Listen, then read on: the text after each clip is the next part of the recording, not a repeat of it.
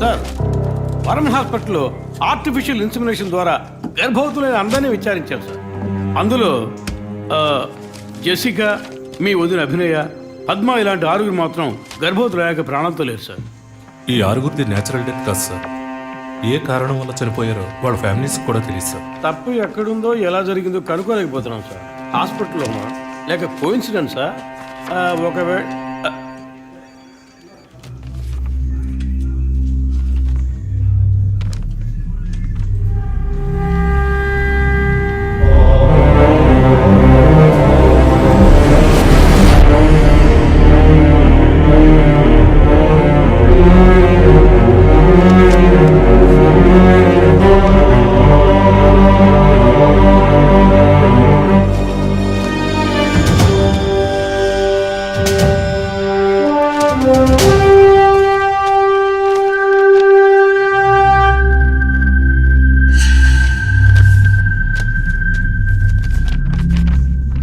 ఏంటి సార్?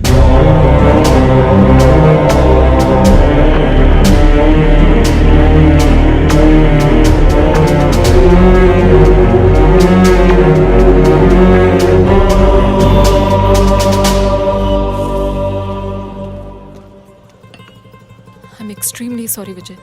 ఆ రోజు మీ వదిన గురించి నా ఫ్రెండ్ చెప్పింది నీకు చెప్పాను. అయినా తప్పే. నేను జెసికా కేసు విషయం మీద తిరుగుతున్నప్పుడు వదిన నన్ను ఎగతాళిగా అడుగుతూ ఉండేది, ఇదేమంత పెద్ద కేసు, కావాలంటే నేను హెల్ప్ చేయనా అని. ఇప్పుడు వదిన జెసికా కేసులా అయింది. ఇప్పుడు వదిన కేసు ఆధారంగా ఈ 4 చావులకి కారణం కనిపెట్టగలమా మనం? 23. అదే దీనికి సమాధానం చెప్పాలి. ఆ హాస్పిటల్లో మాత్రం ఈ 6 ఏళ్లలో 436 ఆర్టిఫిషియల్ ఇన్సెమినేషన్ ట్రీట్మెంట్లు జరిగాయి. అందులో 6 పోయారు. వీళ్ళు మాత్రమే కాకుండా మిగిలిన వాళ్ళ ఫైల్స్లో 23 అన్న కోడ్ను ఉపయోగించారు. అంతకన్నా ముఖ్యంగా అన్నయ్యకి ఇంట్లో వాళ్ళకి తెలియకుండా వదిన వాళ్ళ అమ్మ నాన్నని 50 లక్షలు డబ్బు అడిగింది. అన్నయ్యకో హాస్పిటల్కో అవసరం ఏమాత్రం లేని ఆ డబ్బు ఎవరో 3వ వ్యక్తికి అవసరమైంది. రాత్రంతా ఫోన్ చేశాను. ఏ వైఫ్ అంటే భయమా? బాయ్. రేపన్నా ఆఫీస్కి వస్తావుగా? ఆంటీ, నువ్వు నేను ఐస్ క్రీమ్ తిన్నావని మమ్మీకి చెప్పకే. ఓ చెప్పద్దా? నేను చెప్పకుండా ఉండాలంటే నాకు ఇంకోటి కొనివ్వాలి, లేకపోతే నేను చెప్పేస్తా. ష్యూర్.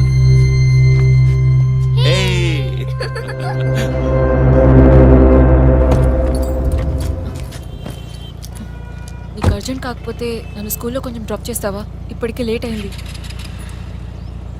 గీత, ఏమిటి జరుగుతున్న ఇన్సిడెంట్స్ని బట్టి చూస్తే ఇది బ్లాక్మెయిల్ ఎందుకు కాకూడదు?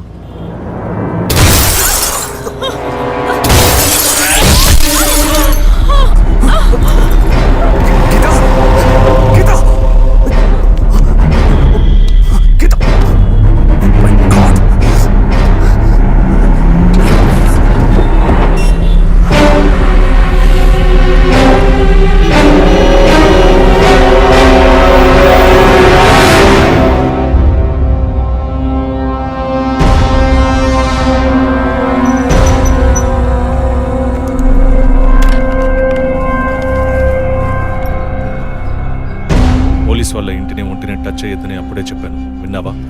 అందుకే ఇటువంటి సెంటిమెంటల్ ఎమోషన్స్ని డబ్బుని ఒకటిగా కలపకూడదనేది. టచ్ చేయటం తప్పు కాదు, వాళ్ళిద్దరిని ప్రాణాలతో వదలటమే తప్పు. నువ్వు వదిలేసి నన్ననకు. అయితే ఇది పూర్తయ్యేదాకా టీవీ టార్గెట్ని పక్కన పెడదాం. వద్దు, వన్స్ టచ్ చేసాం, బిగ్ టార్గెట్. ఈ అమౌంట్ ఇంకో 2 రోజుల్లో మన చేతికి రావాలి. ఎవరిని నమ్మొద్దు, నువ్వే పూర్తి చేసి చూపు. Got it? ఓకే.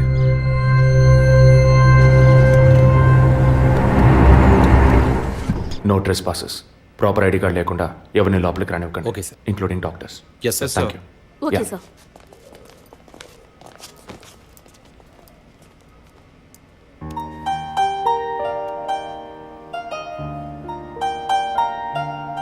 నిన్ను పెద్ద రిస్క్లో నేను పడేశాను. I'm extremely sorry. నిన్ను చంపడానికి వచ్చారా, వాళ్ళు నన్ను చంపడానికి వచ్చారా? ఏదేమైనా నీకు ఇప్పుడు సెక్యూరిటీ చాలా ముఖ్యం.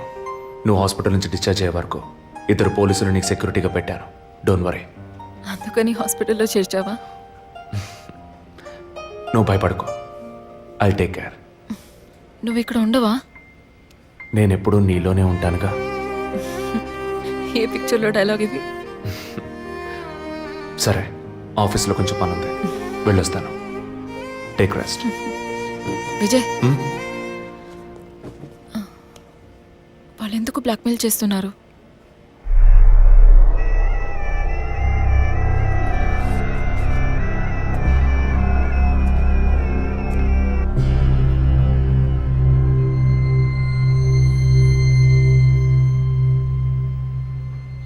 నా కడుపులో పెరిగే బిడ్డ మీద ప్రమాణం చేసి చెప్తున్నాను, నేనే తప్పుడు పని చేయలేదండి.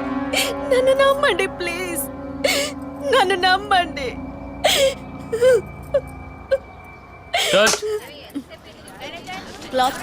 Short okay. లేదు సారీ ప్లీజ్.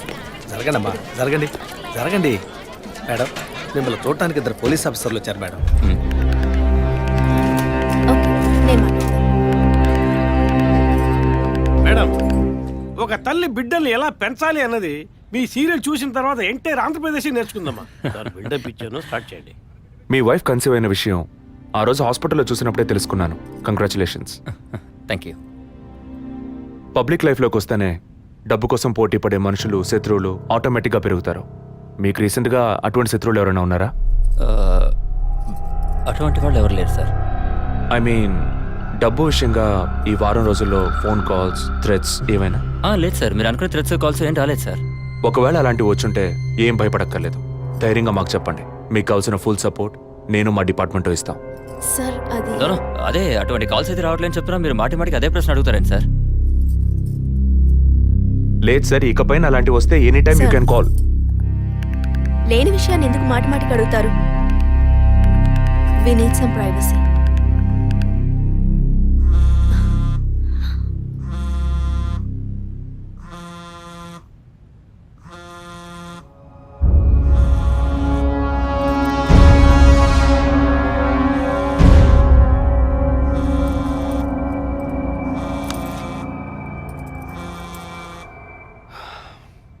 ఎనీవే, మీ కాఫీకి మాత్రం థ్యాంక్స్. ఇక నా ఫోన్ నెంబర్ మీకు అవసరం ఉండదు అనుకుంటా. వస్తాను. మేడం, టన్నులు కొద్ది డైలాగులు మాట్లాడతారా? అవి మీ సొంత మాటలా, అద్దె మాటలా, తిరుపతి. ప్రాంప్టింగ్ ఇస్తా. సార్, ఆ అమ్మాయి కాస్త పొగరుగా మాట్లాడినా చాలా మంచిది sir.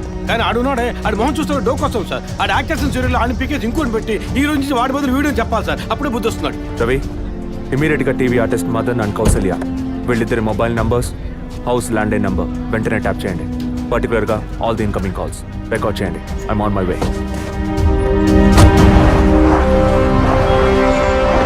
Sir, yeah, good evening sir. Good evening sir, మీరు ట్రాప్ చేయమన్న నెంబర్కి 5 నిమిషాల ముందు ఒకే ఒక్క కాల్ వచ్చింది సార్. దాన్ని రికార్డ్ చేసి సేవ్ చేసి ఉంచాను సార్. ఎందుకు ఫోన్ తీయలేదు? షూటింగ్లో ఉన్నాం. ఇస్తానండి. ఇస్తాను అంటే సరిపోదు. ఎప్పుడు ఇస్తావు? సారీ, ఇవాళ షూటింగ్ క్యాన్సిల్ చేయలేకపోయాం. రేపు బ్యాంక్ నుంచి డ్రా చేస్తాం. ఏ bank? State Bank of India. ఇల్లు టీ నగర్గా? అవును. డబ్బు తీసుకుని కారులో ఎక్కేటప్పుడు ఫోన్ వస్తుంది. అలాగే. మాట్లాడిన డీల్ మర్చిపోయి పోలీస్ అది ఇది యూటర్న్ చేసావో నీ స్టేటస్, ఇమేజ్ అంతా అడ్రస్ లేకుండా పోతాయి. అలాంటిదే జరగదు. తప్పకుండా ఇస్తాం. సార్ 45 సెకండ్సే మాట్లాడారు. సో ఈ కాల్ని ట్రేస్ అవుట్ చేయడం కష్టం సార్. సార్, ఒకటి బ్యాంక్ బయట తీసుకోవాలి, లేదా ఇంటి లోపల తీసుకోవాలి సార్. బ్యాంక్ అయినా ఇల్లైనా ఈ 2 ప్లేస్లు వాళ్ళకి సేఫ్టీ కాదు. ఇంటికి వెళ్ళే దారిలోనే వీళ్ళ డబ్బు కొట్టేయాలనేది వాళ్ళ టార్గెట్. అది ఎక్కడనేది మళ్ళీ వాళ్ళు ఫోన్ చేస్తే గానీ మనకు తెలియదు. అసలు వాళ్ళ బ్లాక్మెయిల్ మోటివ్ ఏంటో తెలియట్లేదు సార్. లాస్ట్ 10 సెకండ్స్ రివైండ్ చేసి ప్లే చేయండి. Okay sir. మాట్లాడిన డీల్ మర్చిపోయి పోలీస్ అది ఇది యూటర్న్ చేసావో నీ స్టేటస్, ఇమేజ్ అంతా అడ్రస్ లేకుండా పోతాయి.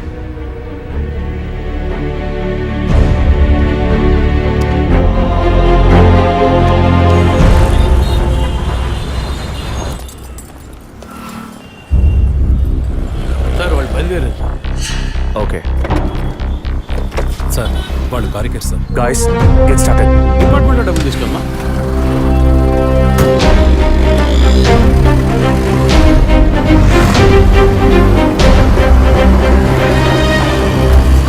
ఆపోయా, ఆపు. ఎక్కడ దండం పెట్టాలి అక్కడ పెట్టరు.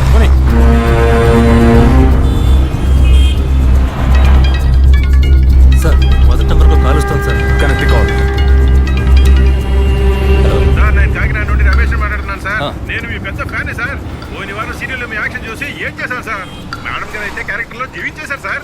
వచ్చే ఎపిసోడ్ లో మీరు మీ ఆవిడ గొడవ పడేసి ఉంటే నాతో చెప్పండి సార్. అప్పుడే నేను మీతో మాట్లాడేట్టు మా ఆవిడ నమ్ముతుంది. మా ఆవిడ మీకు వీరాభిమాని సార్. సార్ వచ్చేవారు మీ ఆవిడ ఇంట్లో ఉంటుందా లేక కోపం వచ్చి ఇంట్లో వెళ్ళిపోతుందా? ఏంటి మీరు అనేది? సీరియల్లో సార్. న్యూస్ ఇచ్చారని చెప్పండి. Madam madam madam Tirupati Newton తీసుకొని వెయిట్ చేయండి. కొంచెం ముందుకు యూటర్న్ తీసుకో.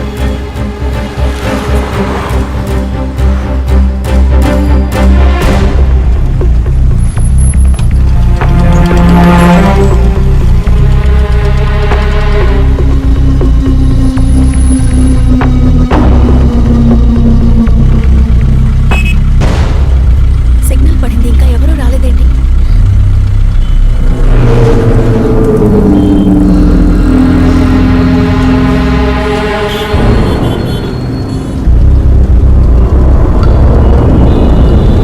Green signal పడబోతోందండి.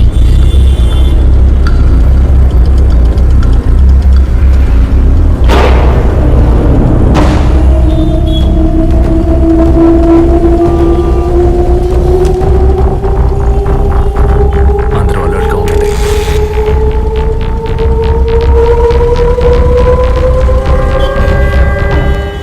Green signal on అయిందండి.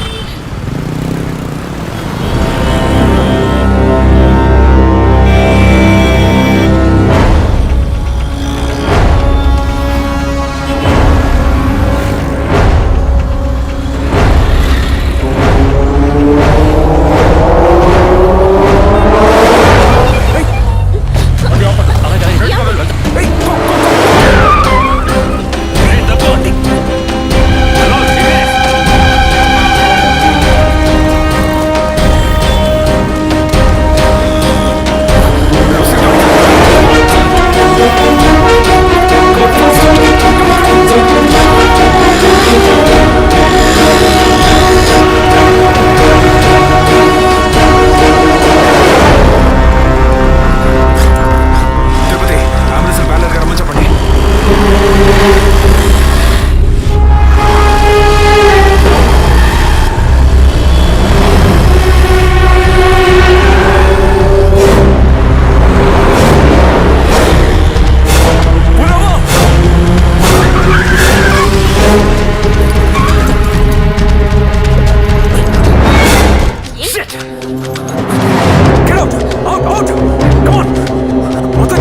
ఏంటి సార్, ఏమైంది?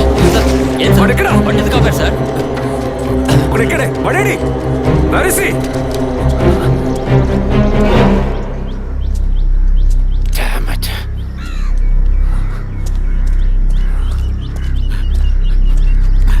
అటెంప్ట్ ఫెయిల్ అయింది సార్. లేదు.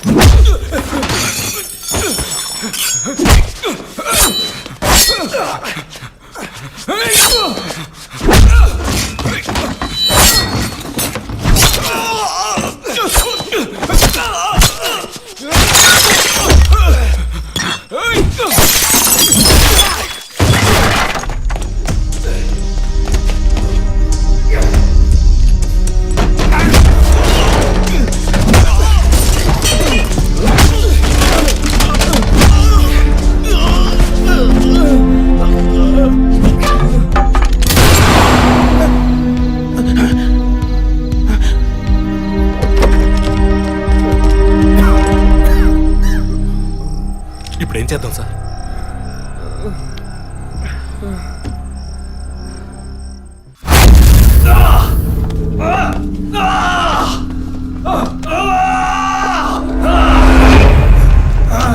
Stop it!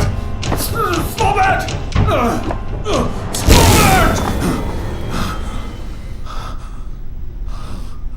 డిపార్ట్మెంట్లో ఒక ఆపరేషన్ అంటే ఎప్పుడు 2 ప్లాన్స్ ఉంటాయి.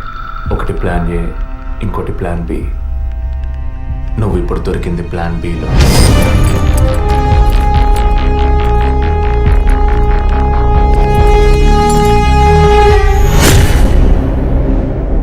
చెప్పు, ఎందుకు బ్లాక్మెయిల్ చేశారు? పద్మ, జెసికా, ఫాదర్, మా వదిన అభినయ, ఇంకా కళ్ళకు తెలియని ఎంతో మంది. అంతా నీకు తెలుసు. చెప్పరా?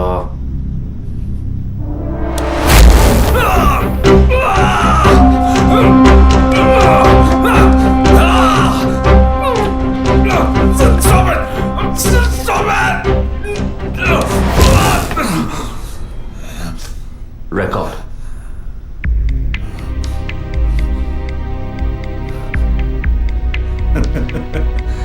నేను భయపడను. ఏ రోజు మా తప్పు బయటపడుతుందో ఆ రోజు మిగతా వాళ్ళ తప్పు తెలియక తప్పదుగా. అందుకే అడుగుతున్నాను, హాస్పిటల్లో ఏం జరుగుతోంది? డాక్టర్స్ చేస్తున్న పని ఏంటి? డాక్టర్స్ మాత్రమేనా? Jessica sky TV CEO wife. తను గొప్ప క్రికెట్ ఫ్యాన్ మాత్రమే కాదు, ఆల్రౌండర్ వినోద్ మెహ్రా అంటే ప్రాణం ఇచ్చేంత ఫ్యాన్. ఆటోగ్రాఫ్ తీసుకుంటారు, ఫోటో తీసుకుంటారు. కానీ తనేం చేసిందో చెప్పనా? తనకు పుట్టబోయే బిడ్డ తను అభిమానించే క్రికెట్ ప్లేయర్లా ఉండాలన్న ఆశతో ఆ క్రికెట్ ప్లేయర్ వీర్య కణాలని బౌలునని లక్షలిచ్చి వరం హాస్పిటల్ నెట్వర్క్ స్పర్మ్ బ్యాంక్ నుంచి కొన్నది. అది కూడా ఆమె భర్తకి తెలియకుండా. మినిస్టర్ విద్యాధర్ రావు తన ఒక్కగానొక్క కొడుక్కి తండ్రి అయ్యే అవకాశం లేదని, తన కొడుక్కి వారసుడు కావాలి, తన రాజకీయాలకి వారసుడు కావాలన్న స్వార్థంతో కోడలంటే కూతురు లాంటిదన్న జ్ఞానం కూడా లేకుండా తన వీర్య కణాలనే. తప్పు ఎవరిది? అధికారం అడ్డు పెట్టుకుని అరాచకం చేసే వాళ్ళని అడగద్దంటావా? అడుగుతాం. డబ్బు ఇవ్వమని అడుగుతాం. నిజం విన్న ఫాదర్ని, నిజం చెప్పిన జెసికాని అంతం చేశాం. మంత్రి మా మాట వినకపోయేసరికి ఆయన కోడలు పద్మావతి దగ్గర గుర్తు విప్పాం. తనేం చేసింది? సూసైడ్ చేసుకుంది. డాక్టర్, జెసికా, మినిస్టర్, ఇప్పుడు వాళ్ళు తప్పు చేశారని అనుకుందాం. మా వదినే తప్పు చేసిందిరా. చెప్పక తప్పదా?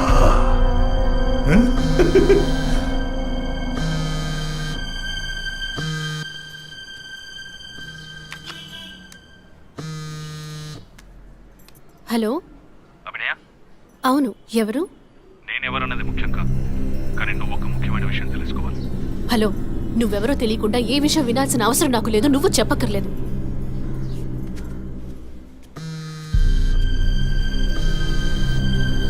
నీకేం కావాలి అసలు? కోపం తెచ్చుకున్నందువల్ల ఏ ఫలితం లేదు. ఇంకో 3 నెలలు సీమంతం, 6 నెలలు ప్రసవ అనే స్థితిలో ఉన్న నువ్వు ఇలా కోప్పడతా ఎలా?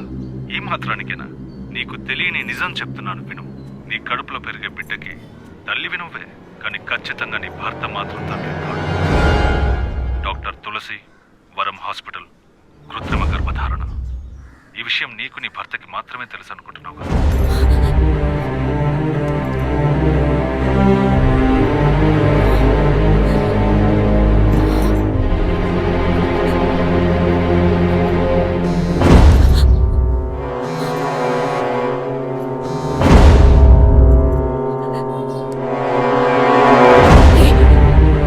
ఏంటి నువ్వు పిచ్చి పిచ్చిగా మాట్లాడుకో. ఇన్నాళ్ళు నీకు అబద్ధాలు చెప్పిన డాక్టర్ నాడు ఏది నిజమో తెలుస్తుంది. నీ గర్భంలో పెరిగేది నీ భర్త రూపం కాదు.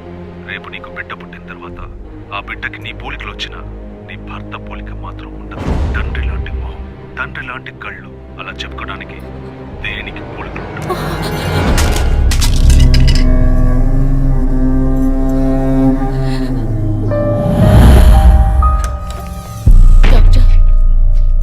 ఏమిటి చెప్పమ్మా.